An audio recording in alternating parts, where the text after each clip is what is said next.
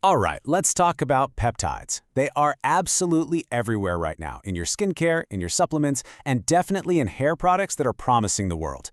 But with all that hype, it's pretty tough to figure out what's real and what's just clever marketing. So today, we're going to dig in and find out if these peptides are a real breakthrough or just a broken promise. And that really is the big question, right? You see some new products pop up, you hear people buzzing about it, and you're just left wondering, is this stuff actually going to do anything for my hair? Well, we're going to break down what one expert has to say and try to get a really clear answer. Okay, so first things first. Not all peptide products are even in the same category. The biggest, most important difference is how you use them. Are you swallowing a pill or are you putting a serum right on your scalp? Because believe me, this distinction is absolutely crucial. So you've got two main camps here. On one side, you have oral peptides that you take as supplements. Our expert, trichologist William Gaunitz, points out BPC 157 as a really popular one you'll see online. And then on the other side, you have the topicals. These are things like serums or foams that contain peptides like GHK-Cu, and you apply them right where you want them to work. So, does one have a clear advantage? And boom. Right there is the first major roadblock for the oral supplements. According to Gaunitz, when you swallow something like BPC 157, it mostly just hangs out in your digestive system. He says it has low bioavailability, which is just a fancy way of saying your body barely absorbs it into the bloodstream.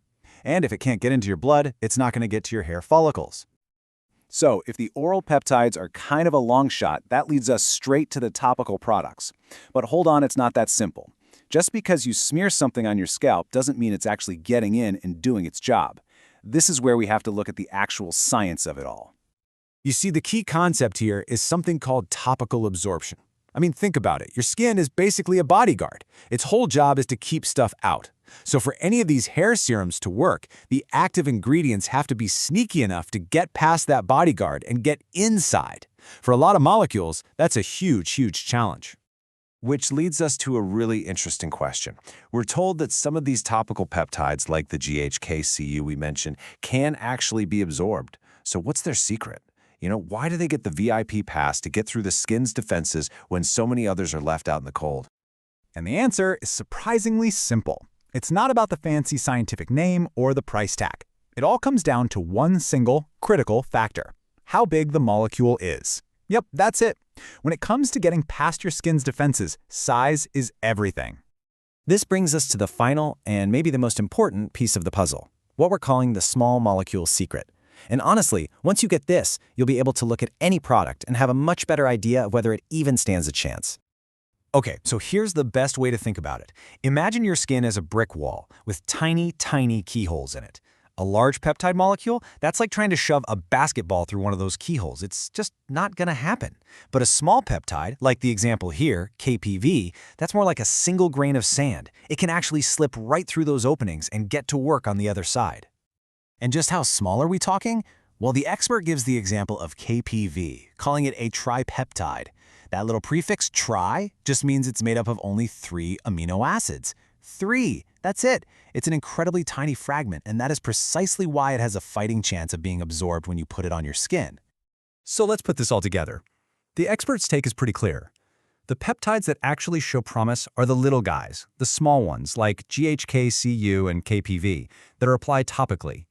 Oral peptides like BPC 157, they're probably not doing much for your hair because of that absorption issue. And any topical product that's using big, bulky peptide molecules, well, they're likely just sitting on the surface of your skin. So, what does this actually mean for you when you're shopping? Here's a super simple checklist. First, check the delivery method. Is it a topical? Because that seems to be the most promising route. Second, investigate the size. Does the company's marketing ever mention small molecules or tripeptides? And third, look for the actual names. Are they listing specific smaller peptides we know can work, like GHK-Cu or KPV? This is how you become a much smarter shopper.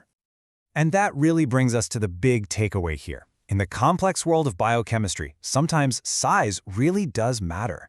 It kind of makes you wonder, right? If thinking small is the key to unlocking the power of peptides, what other amazing discoveries in science and cosmetics are just waiting for us, hiding in plain sight? Thanks for tuning in.